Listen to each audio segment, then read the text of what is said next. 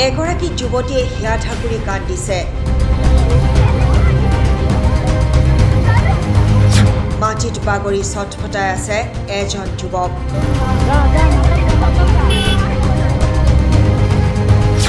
ৰাজ্যৰ মাজতো লাগিছে খোৱা-তোৱা।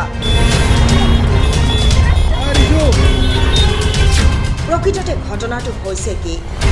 এই দৃশ্যটো আকৌ এবাৰ ভালদৰে চাওক।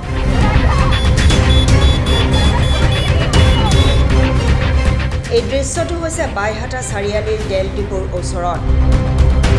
এইদৰে যুৱতীগৰাকীয়ে হিয়া ঠাকুৰি কান্দিছে। তেওঁৰ ককায়েকে মাটিত বাগৰি ছটফটাই আছে। যুৱতীগৰাকীয়ে হাতজোৰ কৰি পথচাৰীৰ পৰা সহায়ো বিচাৰিছে।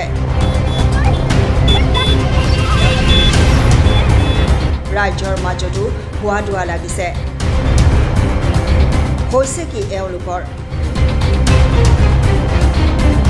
অৱশ্যে জুলুঙাৰ মেকুৰী ওলাওঁতে বেছি পৰ নালাগিল।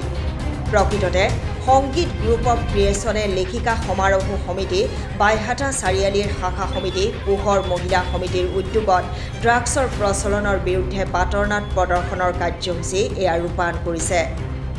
ড্ৰাগছৰ বিৰুদ্ধে সজাগতামূলক বাণী প্ৰচাৰৰ লক্ষ্যৰে প্ৰদৰ্শন কৰা হৈছে বাটৰ নাটখনি।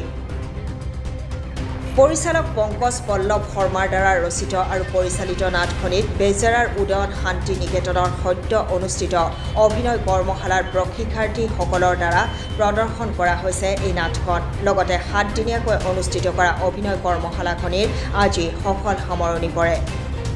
সামৰণি অনুষ্ঠানটিত প্ৰশিক্ষাৰ্থীসকলৰ দ্বাৰা বাইহাটা বেজেৰাত বাটৰ নাট প্ৰদৰ্শন কৰাৰ লগতে মঞ্চত এখনি নাট মঞ্চস্থ কৰাও হয়।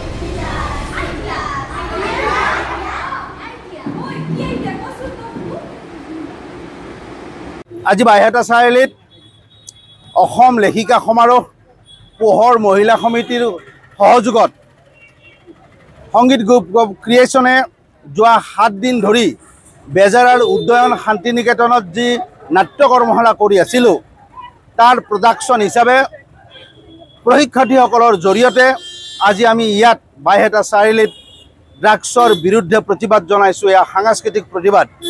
নীৰৱ ঘাতক নামৰ বাটৰ নাটখন আজি ইয়াত আমি প্ৰদৰ্শন কৰিলোঁ। বাইহাটা চাৰিআলিৰ ৰাইজে বিপুল সমাদৰ দিছে আৰু প্ৰশিক্ষাৰ্থীসকলেও সুন্দৰকৈ ইয়াত নাটকখন পৰিৱেশন কৰিছে। মই এই চেগতে আটাইকে ধন্যবাদ জনাইছোঁ আৰু আপোনালোককো ধন্যবাদ জনাব বিচাৰিছোঁ যে আপোনালোকে আমাৰ এই যিখিনি কৰ্ম, এই কৰ্মখিনি আপুনি সৰ্বসাধাৰণ ৰাইজৰ মাজলৈকে লৈ যাবলৈ যি চেষ্টা কৰিছে। আমি প্ৰতিবাদ কৰিব বিচাৰিছোঁ যে সকলোৱে এই ড্ৰাগছক লুইতৰ বুকুত দলিয়াই দিয়ক আৰু এখন ড্ৰাগছমুক্ত অসম গঢ়ক।